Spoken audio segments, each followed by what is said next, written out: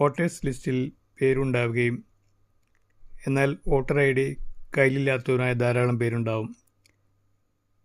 ചിലരുടെ voters I D നഷ്ടപ്പെട്ടിട്ടുണ്ടാവും. പുതുതായി പേര് ചേർത്ത പലർക്കും വോട്ടേഴ്സ് ഐ ഡി ലഭിച്ചിട്ടുണ്ടാവില്ല. ഇങ്ങനെയുള്ളവർ താഴെ പറയുന്ന രേഖകളിൽ ഏതെങ്കിലും ഒന്ന് സമർപ്പിച്ചാൽ മതി. ആധാർ കാർഡ്, തൊഴിലുറപ്പ് card, bank passbook, post office savings passbook, driving licence, PAN card, passport, pension I D, service pension I D ഇതിലോ ഏതെങ്കിലും ഒന്ന് പോളിംഗ് ബൂത്തിൽ സമർപ്പിച്ചാൽ വോട്ടേഴ്സ് ഐ ഡി ഇല്ലെങ്കിലും നമുക്ക് വോട്ട് രേഖപ്പെടുത്താവുന്നതാണ്. വോട്ടേഴ്സ് ലിസ്റ്റിൽ പേരുണ്ടാവുകയും എന്നാൽ വോട്ടർ ഐ ഡി കയ്യിലില്ലാത്തവരായ ധാരാളം പേരുണ്ടാവും. ചിലരുടെ വോട്ടേഴ്സ് ഐ ഡി നഷ്ടപ്പെട്ടിട്ടുണ്ടാവും.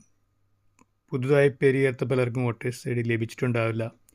ഇങ്ങനെയുള്ളവർ താഴെ പറയുന്ന രേഖകളിൽ ഏതെങ്കിലും ഒന്ന് സമർപ്പിച്ചാൽ മതി. ആധാർ കാർഡ്, തൊഴിലുറപ്പ് card, bank passbook, post office savings passbook, driving licence, PAN card, passport, pension I D, service pension I D ഇതിലോ ഏതെങ്കിലും ഒന്ന് പോളിംഗ് ബൂത്തിൽ സമർപ്പിച്ചാൽ വോട്ടേഴ്സ് ഐ ഡി ഇല്ലെങ്കിലും നമുക്ക് വോട്ട് രേഖപ്പെടുത്താവുന്നതാണ്.